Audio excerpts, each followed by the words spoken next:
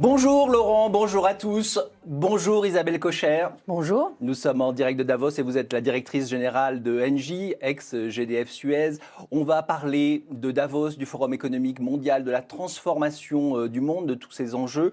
Mais d'abord un mot de la facture du gaz pour les gens qui nous regardent, parce que depuis le début du mois, la facture elle a augmenté de 7%. C'est beaucoup, 7% de hausse pour la facture de gaz quand même.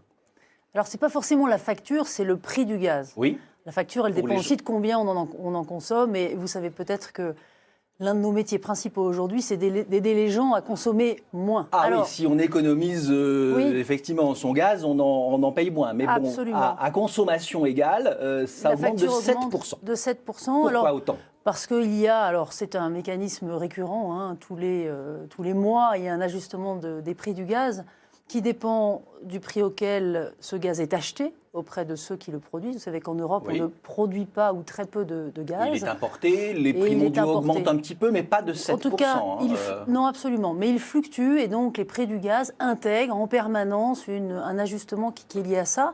Et puis en effet, et je pense que c'est là votre point, il y a des taxes sur le carbone qui s'imposent à l'ensemble des énergies qui ont un contenu carbone. Alors, le gaz est le moins carboné. Oui, mais quand même, il est taxé pour la transition énergétique, c'est bien ça ? Mais il a une part de carbone, et donc à ce titre-là, il fait l'objet de cette taxe dont vous parlez. Et cette taxe de transition énergétique, elle sert à quoi, du coup ? Cet argent sert à quoi ?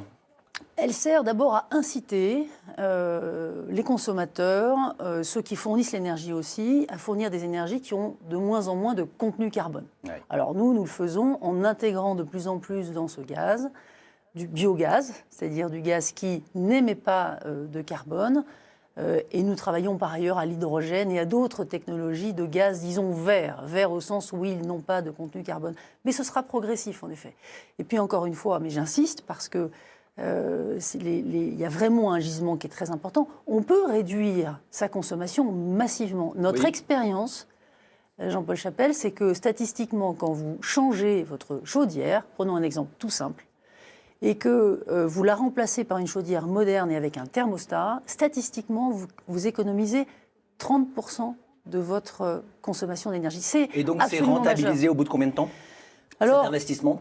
Quelques années, nous d'ailleurs, de plus en plus, nous proposons à nos clients non pas d'acheter une chaudière, parce qu'en réalité, beaucoup ne peuvent pas, ça coûte à peu près 3 000 €. Donc même si dans la durée, c'est économique, il y a une barrière à l'entrée qui est trop grande, donc c'est plutôt sous la forme finalement d'un pack, comme dans les télécoms. Vous achetez votre chaudière pour 55 € par mois pendant 5 ans. Et c'est 55 € par mois. Vous changez ma chaudière et moi je vous paye 55 € par mois, c'est ça ? Oui, et vous faites moins, et vous économisez, vous consommez moins. Donc au total, vous vous y retrouvez et même vous pouvez faire un peu mieux. Voilà, pour vous dire qu'il y a des leviers pour réduire la consommation. Et donc, pour dire aussi que les dérèglements climatiques préoccupent Davos. On a vu les inondations en France. Ici, c'est plutôt l'excès de neige qui pose des soucis aux grands de ce monde.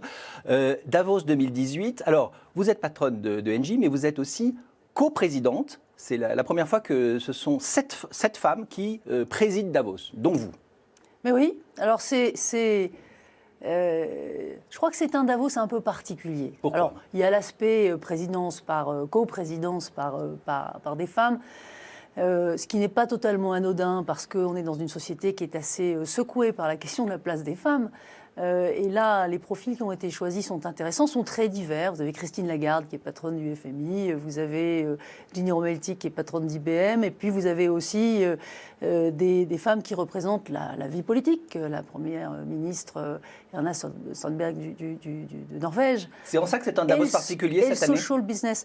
Écoutez, ce qui est particulier aussi, non, plus profondément, mais tout est lié, c'est le thème. Le thème, d'une certaine manière, met les pieds dans le plat. Le thème dit nous sommes dans un monde fracturé, le mot est fort. Oui. Comment vivre ensemble dans un monde fracturé ? Et il faut inventer un nouveau modèle partagé. Bon, je trouve que Davos, qui est quand même depuis toujours un lieu du capitalisme mondial, ça n'est pas anodin. Oui, mais une fois qu'on a fait le constat que le monde était fracturé, qu'est-ce qu'on fait ? Ici, il y a très peu de décisions qui sont prises. Qu'est-ce que vous comptez faire de concret aujourd'hui sur cette ça n'est pas un lieu réellement de prise de décision. Non. C'est un lieu de mise sous tension des acteurs.